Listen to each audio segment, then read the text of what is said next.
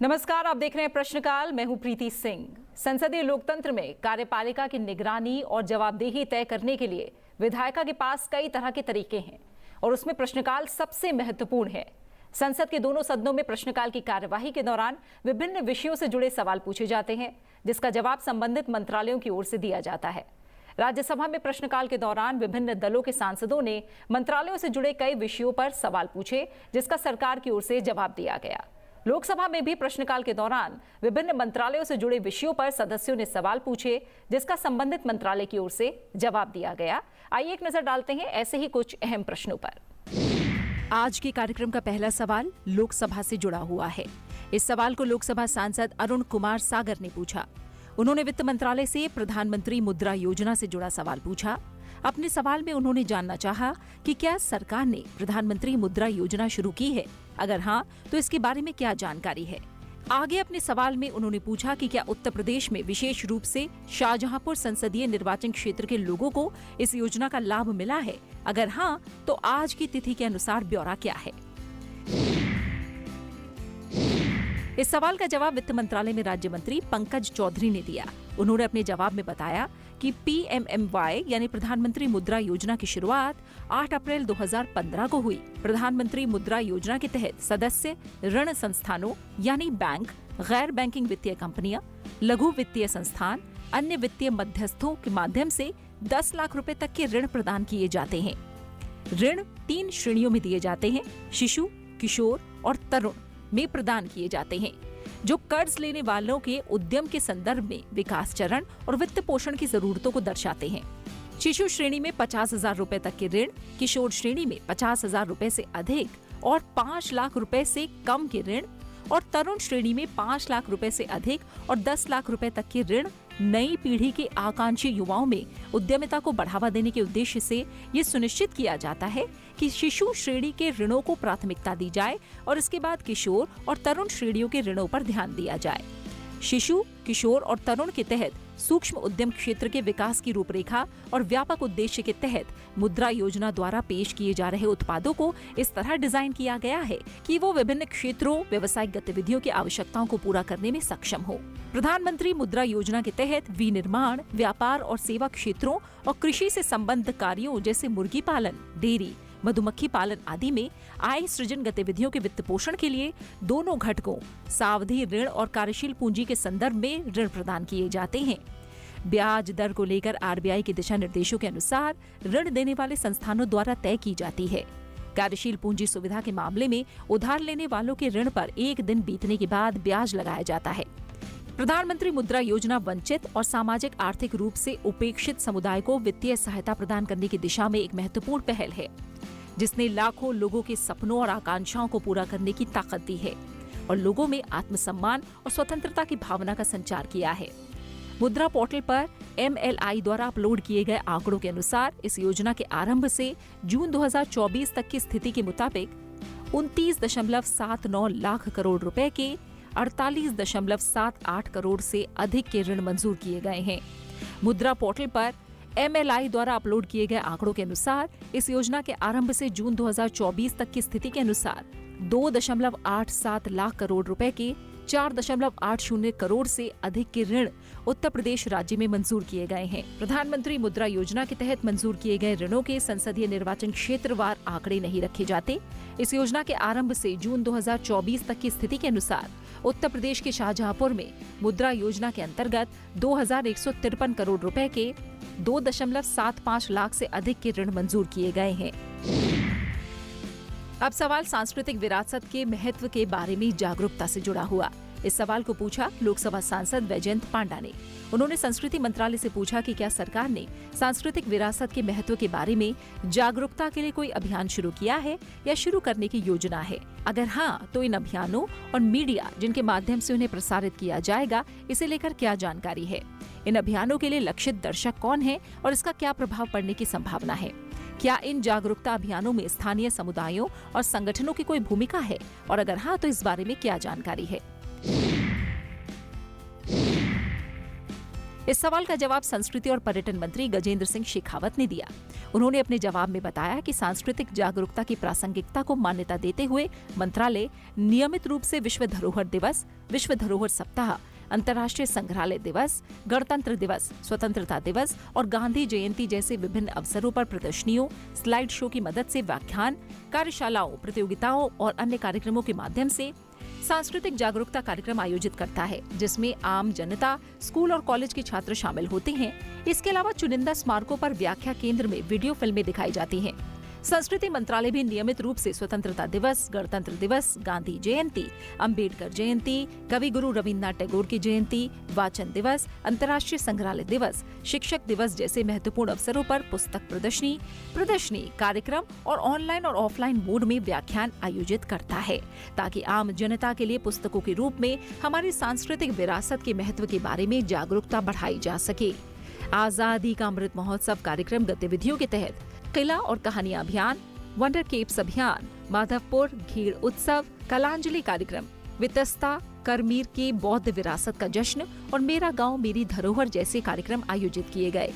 Gallery, पुस्तकालय, अभिलेखागार और संग्रहालय प्रभाग ने कार्यशालाओं, संगोष्ठियों, प्रदर्शनियों, मास्टर कक्षाओं, व्यवहारिक प्रशिक्षण के जरिए सांस्कृतिक विरासत के महत्व के बारे में जागरूकता बढ़ाने के लिए अंतर्राष्ट्रीय संग्रहालय, एक्सपो, पुस्तकालय और भारतीय कला और वास्तुकला और डिजाइन द्विवार्षिक महोत्सवों का आयोजन किया गया। इसके अलावा मंत्रालय के तहत क्षेत्रीय सांस्कृतिक केंद्र ने क्षेत्रीय स्तर के उत्सव भी मनाए हैं, जैसे कुरुक्षेत्र का गीता महोत्सव, पोरबंदर गुजरात का माधवपुर घेड़ महोत्सव, गोवा का लोकोत्सव, नागपुर महाराष्ट्र का ऑरेंज सिटी क्राफ्ट मेला, ओडिशा का लिंगराज महोत्सव, पश्चिम बंगाल का सिल्क सिटी महोत्सव, मणिपुर का discover north east, Imphal Manipur का मणिपुर संगाई महोत्सव, चांदीपुर ओडिशा का गोल्डन बीच महोत्सव, गांधीनगर गुजरात का वसंतोत्सव महोत्सव और तेलंगाना का राष्ट्रीय आदिवासी नृत्य महोत्सव शामिल हैं। इसका लक्षित दर्शक वर्ग ज्यादातर आम लोग हैं और विशेष रूप से विद्यालय और महाविद्यालय के विद्यार्थी हैं। स्थानीय समुदाय और संगठन के कार्यक्रमों के आयोजन में ये सहयोग करते हैं। अगला सवाल पूछा है लोकसभा सांसद भर्तृहरि मेहताब ने। ये सवाल जुड़ा है कौशल गणना से। उन्होंने कौशल विकास और उद्यमशीलता मंत्रालय से पूछा कि क्या सरकार देश में कौशल गणना कराने पर विचार कर रही है? अगर हाँ, तो इसके बारे में क्या जानकारी है? अगर नहीं, तो इसके क्या कारण हैं? इस सवाल का जवाब कौशल विकास और उद्यमशीलता राज्य मंत्री स्वतंत्र प्रभार जयंत चौधरी ने दिया। अपने जवाब में उन्होंने बताया कि देश में कौशल जनगणना कराने का कोई प्रस्ताव विचाराधीन नहीं है। हालांकि समय समय पर कौशल अंतराल अध्ययन किए जाते हैं, जो विभिन्न क्षेत्रों में आवश्यक कौशल और कौशल अंतराल के बारे में जानकारी देते हैं। ऐसे अध्ययन सरकार के प्रयासों का मार्गदर्शन करते हैं, जिनका उद्देश्य उद्योग की जरूरतों के अनुसार कार्यबल तैयार करना है। इसके अलावा डीएससी यानी जिला कौशल समितियों को विकेंद्रीकृत योजना और जमीनी स्तर पर कार्यान्वयन को बढ़ावा देने के लिए डीएसडीपी यानी जिला कौशल विकास योजनाएं तैयार कराने का काम सौंपा गया है। डीएसडीपी रोजगार के अवसरों के साथ साथ जिले में कौशल की मांग वाले क्षेत्रों की पहचान करता है और कौशल प्रशिक्षण के लिए उपलब्ध सुविधाओं की मैपिंग करता है। सरकार के कौशल विकास कार्यक्रम विभिन्न क्षेत्रों में पहचाने गए कौशल अंतराल को खत्म करने के लिए डिजाइन किए गए हैं और इसे इसी मकसद से लागू भी किया गया है। अब सवाल बड़ी कंपनियों और एमएसएमई के बीच भुगतान प्रक्रिया को सरल बनाने को लेकर। इस सवाल को पूछा लोकसभा सांसद हरिभाई पटेल ने। उन्होंने वित्त मंत्रालय से पूछा कि क्या सरकार ने भुगतान प्रक्रिया को सरल और कारगर बनाने और बड़ी कंपनियों, व्यापारियों को सूक्ष्म और लघु उद्यम क्षेत्र के बीच समय पर निपटान सुनिश्चित करने के लिए पर्याप्त उपाय किए हैं, ताकि एक निष्पक्ष व्यावसायिक वातावरण को बढ़ावा मिल सके।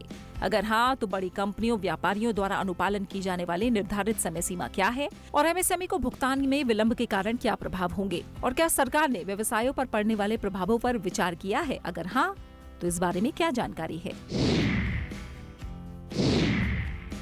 इस सवाल का जवाब वित्त मंत्रालय में राज्य मंत्री पंकज चौधरी ने दिया। अपने जवाब में उन्होंने बताया कि एमएसएमईडी यानी सूक्ष्म और लघु मध्यम उद्यम विकास अधिनियम 2006 की धारा 15 में ये प्रावधान है कि सूक्ष्म और लघु उद्यमों को भुगतान लिखित करार के अनुसार दिए गए समय के भीतर होगा, जो 45 दिनों से अधिक नहीं हो सकता। अगर ऐसा कोई लिखित समझौता नहीं है, तो ये प्रावधान किया गया है कि भुगतान 15 दिनों के भीतर किया जाएगा। सूक्ष्म और लघु और मध्यम उद्यम विकास अधिनियम 2006 के प्रावधानों के तहत क्रेताओं द्वारा सूक्ष्म और लघु उद्यमों के विलंब से किए गए भुगतान के मामलों में निपटाने के लिए राज्य, संघ राज्य क्षेत्रों में MSEFC यानी सूक्ष्म और लघु उद्यम सुविधा परिषदों की स्थापना की गई है। इसके अलावा ये उपाय MSMED अधिनियम 2006 की धारा 16 और धारा 23 में दिए गए हैं। MSME मंत्रालय ने वस्तुओं और सेवाओं के खरीदारों से सूक्ष्म और लघु उद्यमों को बकाया देय राशि की मॉनिटरिंग करने और शिकायतों को दर्ज करने के लिए समाधान पोर्टल लॉन्च किया और केंद्रीय मंत्रालयों, विभाग, सार्वजनिक क्षेत्र के उद्यमों द्वारा सूक्ष्म, लघु और मध्यम उद्यमों को बकाया राशि और मासिक भुगतान की रिपोर्ट करने के लिए समाधान पोर्टल के भीतर एक विशेष उप पोर्टल बनाया है।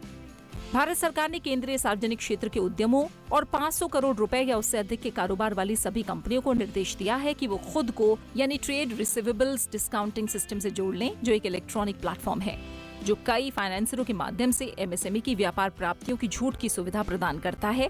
जो कंपनियां MSME से वस्तुओं या सेवाओं की आपूर्ति करती हैं और जिनका MSE को भुगतान स्वीकृति की तारीख या माल या सेवाओं की मानी गई स्वीकृति की तारीख से 45 दिनों से अधिक है, उन्हें भी बकाया भुगतान की राशि और देरी के कारणों को बताते हुए कॉर्पोरेट मामलों के मंत्रालय को छमाही रिटर्न पेश करनी होगी। वित्त अधिनियम 2023 के माध्यम से आयकर अधिनियम 1961 की धारा 43 ख में खंड ज स्थापित किया गया है ताकि ये प्रावधान किया जा सके कि MSMED अधिनियम 2006 की धारा 15 में दी गई समय सीमा से परे किसी सूक्ष्म लघु उद्यम निर्धारित द्वारा दे किसी भी राशि को केवल वास्तविक भुगतान पर कटौती के रूप में अनुमति दी जाएगी। अगर भुगतान MSMED अधिनियम 2006 की धारा 15 के तहत तय समय के भीतर किया जाता है तो इसे आधार पर अनुमति दी जा सकती है। इन उपायों का उद्देश्य सूक्ष्म, लघु और मध्यम उद्यमों को समय पर भुगतान को बढ़ावा देना है। अब सवाल राज्यसभा से जुड़े हुए। राज्यसभा सांसद डॉक्टर अनिल सुखदेवराव बोने ने कोयला मंत्रालय से इको पार्क की स्थापना से जुड़ा सवाल पूछा। उन्होंने कोयला मंत्रालय से पूछा कि 5 वर्षों के दौरान महाराष्ट्र सहित देश में स्थापित किए गए इको पार्क की वर्षवार कुल संख्या कितनी है। प्रत्येक इको पार्क परियोजना को पूरा करने के लिए आवंटित प्रारंभिक धनराशि और आवश्यक अतिरिक्त धनराशि के बारे में क्या जानकारी है। क्या सरकार खनन क्षेत्रों में इको पर्यटन को बढ़ावा देने के लिए नए इको पार्क स्थापित करने की योजना बना रही है। अगर हाँ, तो इसके लिए आवश्यक अनुमानित धनराशि सहित क्या जानकारी है और क्या इको पार्क और खनन पर्यटन से अर्जित राजस्व का उपयोग स्थानीय लोगों के जीवन स्तर को अच्छा बनाने के लिए खनन क्षेत्रों को विकसित करने के लिए किया जाता है। अगर हाँ, तो इस बारे में क्या जानकारी है। इस सवाल का जवाब कोयला और खान मंत्री जी किशन रेड्डी ने दिया। उन्होंने बताया कि कोयला, लिग्नाइट, सार्वजनिक क्षेत्र उपक्रमों ने पिछले 5 वर्षों के दौरान 16 इको पार्क खान पर्यटन स्थल स्थापित किए हैं, जिनमें महाराष्ट्र राज्य में 1 इको पार्क खान पर्यटन स्थल भी शामिल है।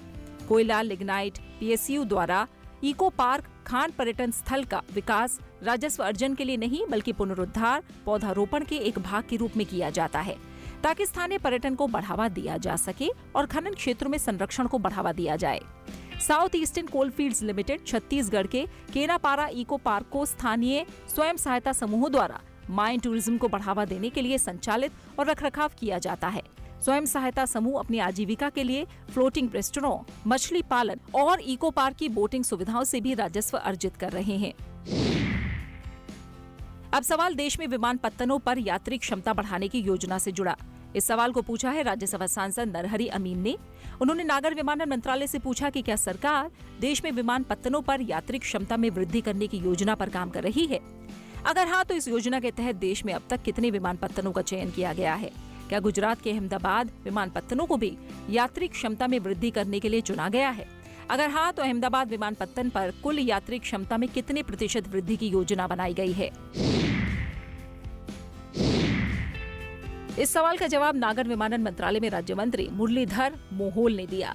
उन्होंने बताया कि वर्तमान में गुजरात के अहमदाबाद हवाई अड्डे की यात्री हैंडलिंग क्षमता 16.8 मिलियन यात्री प्रति वर्ष है। यात्री क्षमता में वृद्धि सहित हवाई अड्डों पर बुनियादी ढांचे सुविधाओं का उन्नयन एक सतत प्रक्रिया है, जिसे परिचालन आवश्यकताओं, यातायात, मांग, वाणिज्यिक व्यवहार्यता, भूमि की उपलब्धता आदि के आधार पर भारतीय विमानपत्तन प्राधिकरण या संबंधित हवाई अड्डा प्रचालकों द्वारा किया जाता है। इसी के साथ प्रश्नकाल में फिलहाल इतना ही। अगले अंक में बात होगी कुछ और महत्वपूर्ण प्रश्नों की। नमस्कार।